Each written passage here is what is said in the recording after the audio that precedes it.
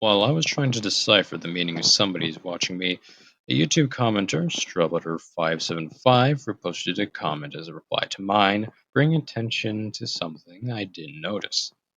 The bloody marks on the ground that I thought were just footsteps were actually Morse code, a block of text that, when translated, tells us an incredible amount of information. And although the translated text is not easy to read, you can tell very clearly that there are undeniably words in it. Strawbutter 575's interpretation seems very accurate.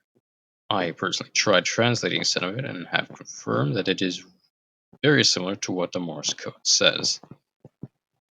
And reading the interpretation, we get, I've seen horrors that you've seen, but most have no right to call me a monster.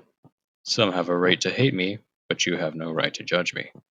You have a right to hate me, but you have no right to judge me. It's impossible for words to describe what horror means, as horror has a face. You must make a friend of her, too. Horror and terror are your friends. If not, then they are an enemy to befriend. Very clearly, the monologue is from someone directed towards someone, but who is it from? Clearly not Nia. The audience clearly loves her. Not just that, the blood isn't coming from her, it was there before.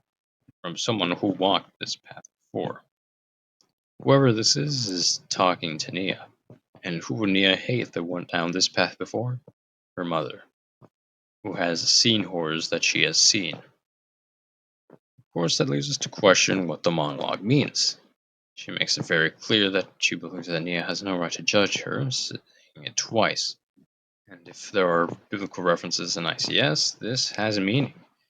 In ancient Jewish law, two witnesses were needed to convict someone of a crime.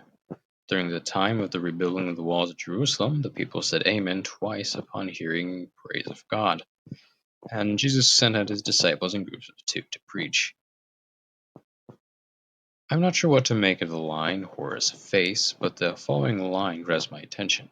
You must make a friend of her, too. This made me remember something that has been mostly ignored for a while. The old woman from Subway 2. For some reason, she was pointed out directly by ICS's comment, meaning that she has to be important somehow, but I'd brushed her off as just a hallucination. But something here reminds me of her. This drawing on the wall. Looks like a hooded figure, but is completely different to the hoods we've seen before, and is definitely not as thin as any of them, but is still wearing a robe or coat, much like the old woman. Additionally, her face is emphasized in a dark frame, and she is looking directly at Nia with wide open eyes. This is significant because the dark frames on Nia show a sadness behind her apathetic expression, which means the dark frames are showing their true expressions, what they are hiding. Perhaps this is a representative of horror. She is a scary old woman, after all. Plus, her movements are very similar to something we see help Nia and Don't Get Your Hopes Up, the restrained monster in Part 4. Although it initially attacks Nia, it helps her by killing Hood. It is an enemy, but one to befriend. Beside this, we see again the focus on two, horror and terror. This is significant because of something we see repeatedly. Two faces that appear in both Subway 2 and Don't Blink. One of these faces resembles the old woman, with a large nose and a large smile, and one looks like a skull, the hole where the nose should be.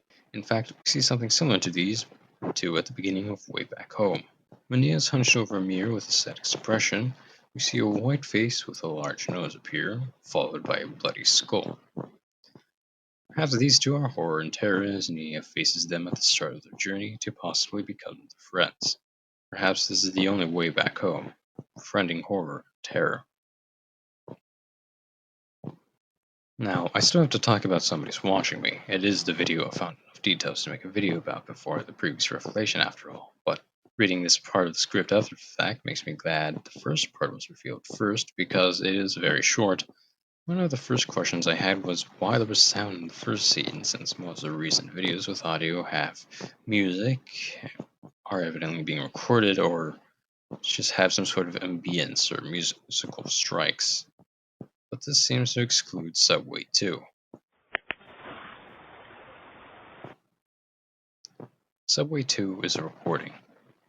I'm not sure what significance this has, but it is clear that Subway 2 is recording. And so is somebody's watching me, at least the first part. Perhaps the idea of her being watched is not just a hallucination that remains after having a lack of privacy. This feeling that Nia had is very evidently something she's had before. There's a single video that involves a bathroom or even water that doesn't depict harm or being watched. This video is different. Like I said, it's implied that it's being recorded. That begs the question of who is recording this, and really there isn't much evidence to tell us who it is. But we only have one character who wants to do this, the point of view character from Walk With Me People. We know that this is the only character that we've seen the perspective of, excluding Nia, that Nia trusted enough to tell her secrets, and so they are one of the only people who know these, only for them to see her as a monster or strange. Perhaps this video is telling us that the person doing this is a woman and decided to try to record Nia for some reason, an act that became an unhealthy obsession. Sounds familiar. Does this Morse code message mean what I think it does? Is the person recording actually a character we see the perspective of? Am I a deranged lunatic? We'll have to wait and see.